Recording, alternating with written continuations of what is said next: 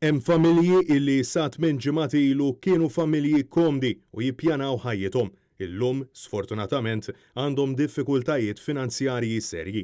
Hekk sostniet il-President Emeritus Marie-Louise Colero Preca fisem il-Fondazzjoni għal Benesseri tas-Soċjetà waqt il-indirizzat diskussjoni virtuali organizzata miċ-Ċentru Nazzjonali għar-Riċerka tal-Familja fl-okkażjoni tal-Jum Dinji għall-Familja. Marie-Louise Colero Preca saħqet li dawn il-familji spiċċaw f'din il-qagħda kritika kemm minħabba li tilfu xogħolhom kif ukoll minħabba sfidi oħra li ġabet din il-kriżi medika.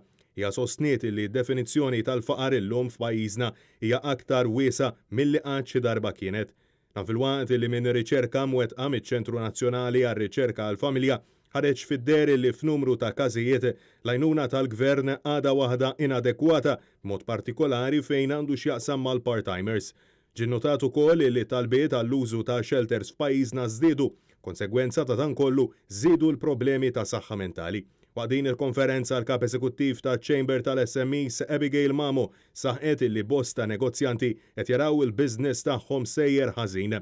Għamel l-intervent tiegħu anke d-deputat nazzjonalista Ivan Bartolo li sostna li hawn numru ta' familji b'mod partikolari fit-Tramuntana ta' Malta li qed isibuha diffiċli jitolbu l-għajnuna l-ikel għax iħossuhom umiljati minħabba l-fatt li qatt ma mmaġinaw illi ser jispiċċaw f'din id-diffikultà finanzjarja. Intant, fis-qarrija maħruġa propju biex jitfakkar il-jum dedikat lil familji, il-Viċi Kap tal-Partit Nazzjonalista David Agius stqarr illi l-Oppożizzjoni tibqa' kommessa favur it-tisħiħ tal-familja u bil-politika tal-Partit Nazzjonalista il-familji għandhom jingħataw l-importanza illi jistħoqilhom.